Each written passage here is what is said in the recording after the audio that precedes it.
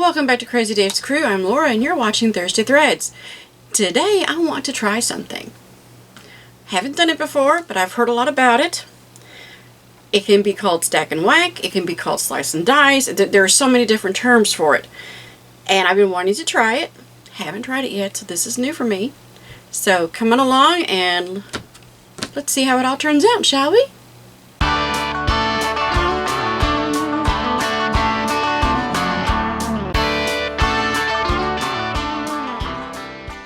So I opened up a package of 10-inch squares, also known as layer cakes for Moda, tiles for Northcott, patty cakes, stacks, stackers, stack pack, and it came on these nice cardboard pieces. So these are going to be very handy. And here's what I'm going to do. I'm going to put this on my rotating mat. I'm going to draw some lines and let's do some cutting. And I have got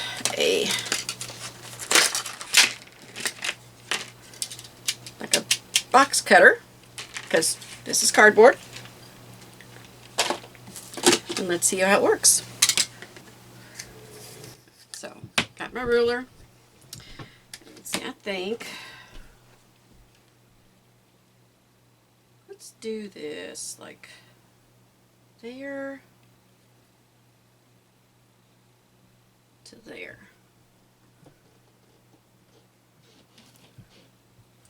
And I'm going to draw a line.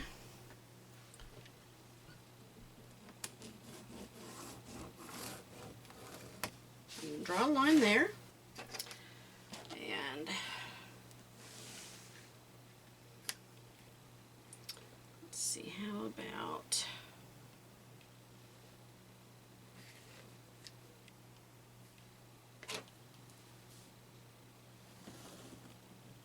there.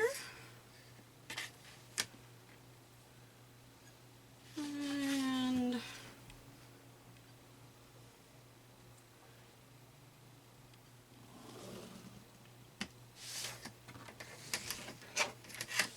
we'll just start with that.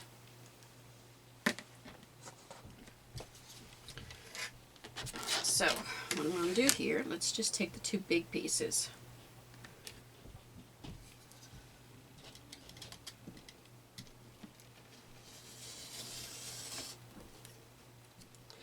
And I want to have a template because I want all my pieces to be the same,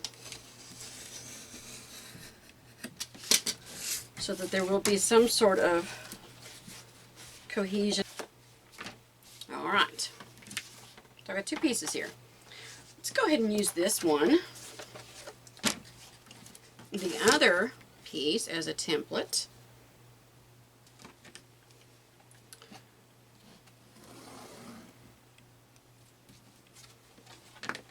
And let's cut this.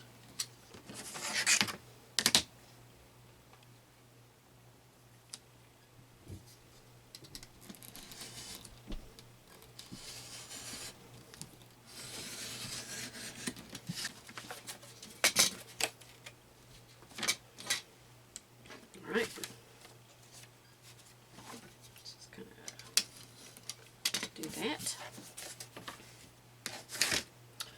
So I've got my two pieces. So there's that one. That one. Now, let's see here. Now I'm going to cut these lines.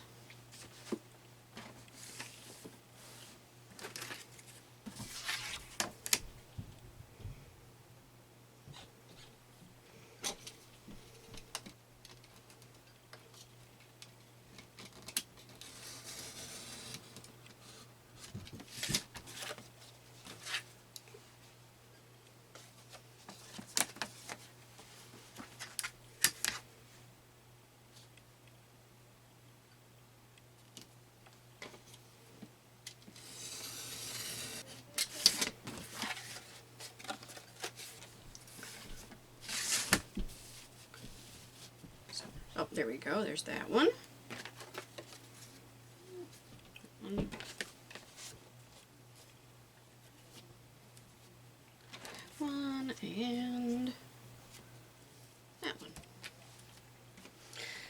Now, if you wanted to, we could always, you know, do another cut and have some more pieces. But let's just start with this for right now. And I have these lovely, lovely 10-inch fabrics. And I think I'm only going to do, you know, 3 or 4 at a time.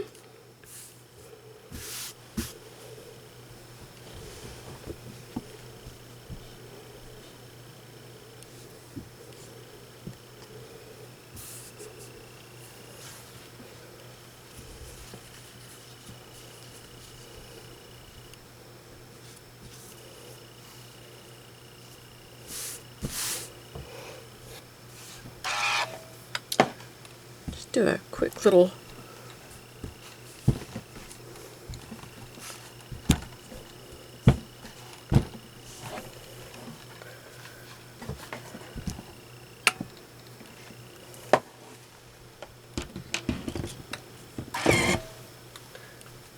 press. Got 1, 2, 3, 4. I have 4 pieces of fabric here on my cutting mat.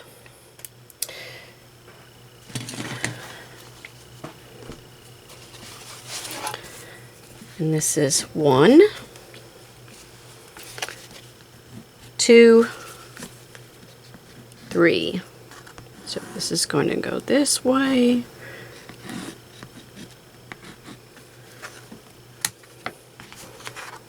I like to have things numbered.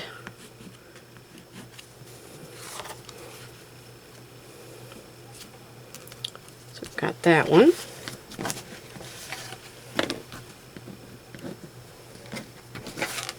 And there's piece 4. And 5.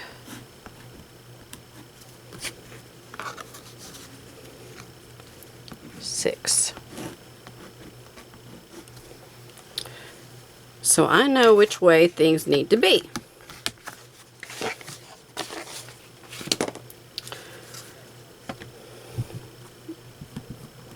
You could pin these together if you wanted to. I'm not going to be that at this time. Now if I had a really little bitty piece, I think I would. Let's just kind of get this on here as best we can. I'm just going to slide my ruler up next to that.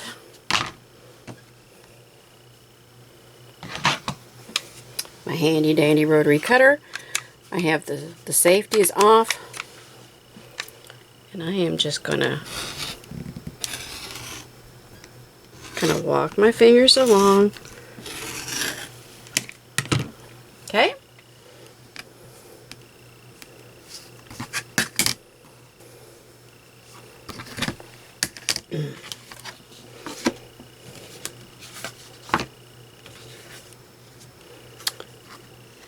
I know that one goes there. And I know that one goes there.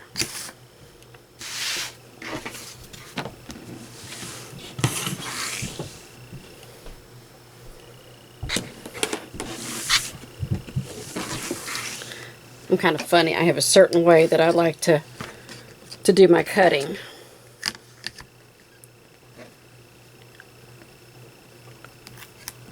Right. Now having moved that, let's. Yep, there we go.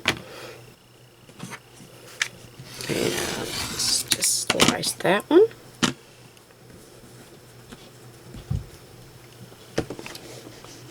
Set those aside.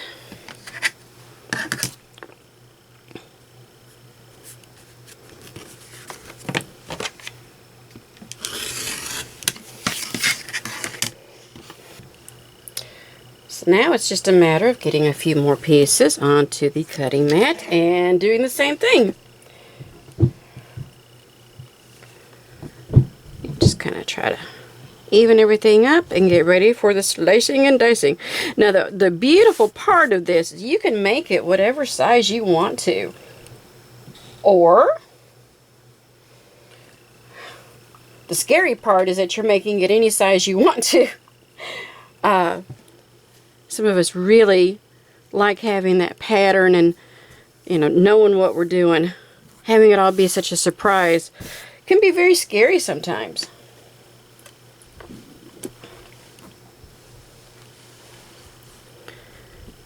Alright, so why don't we do that, and I'll be back in a minute and we'll take this a little bit further. So I've got a nice little stack of all my pieces, and I think I'm going to take 4 or 5 of this piece, and I'm just going to cut them down the middle. That way I can give a little bit of change to all of my blocks. So that's my number 3 piece.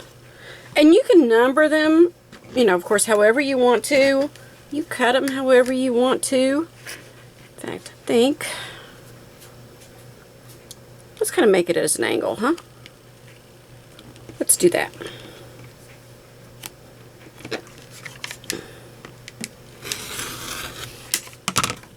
So those are going to be a little bit different. Then I can, let's kind of put one of these together, shall we? Let's do that one. And that one.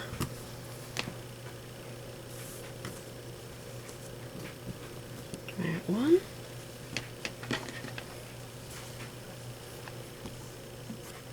And there we go.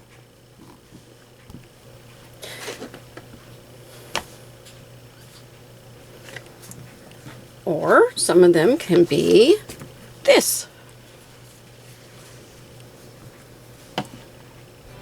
All right, let's get to sewing.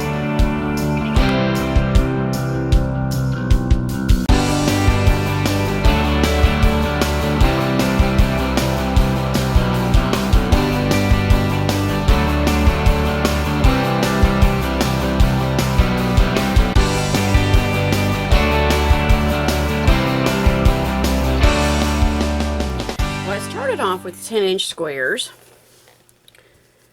and of course with all the seams and things that we've got going, and a couple of them I even have the double seams.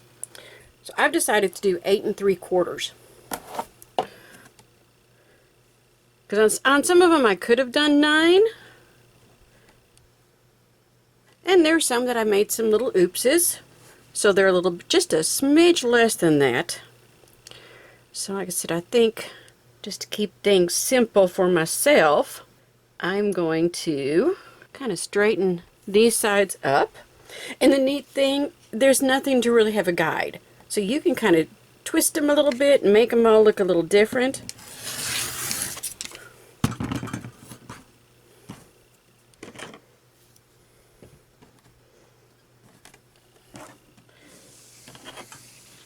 Okay, don't you guys love this rotating mat?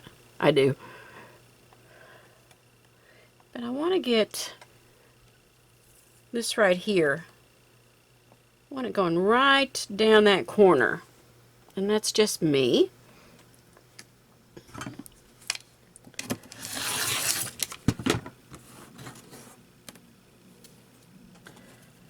Now I'm going to do my 8 3/4. So there's my line.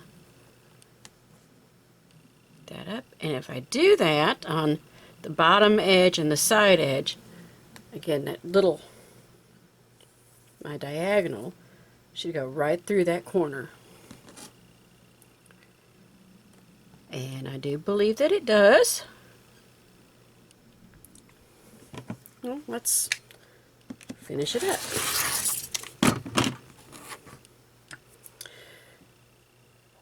Definitely would be helpful if I had a smaller square up ruler. But having a big one does work. So 8 3/4, 8 3/4. Just a little bit right there.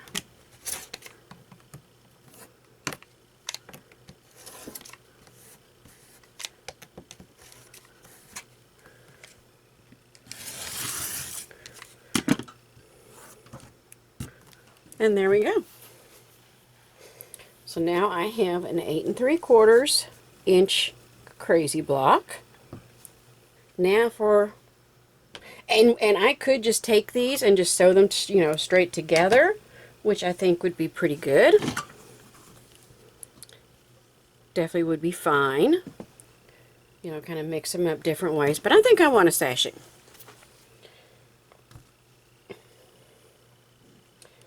And sometimes and guys, there's no set rule on the length or the width.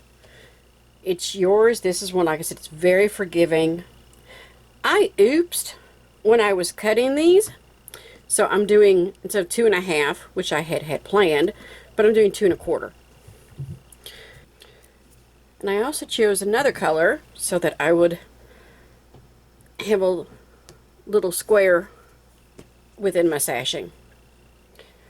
So we're going to sew that together right across the top. And I'm going to alternate my crazy quilt. So I have an 8 3/4 by 2 1/4 on top of every one of my squares. And then I have a 2 1/4 inch square, a 2 1/4 wide sashing, the length of my block. And then I'm going to sew those together.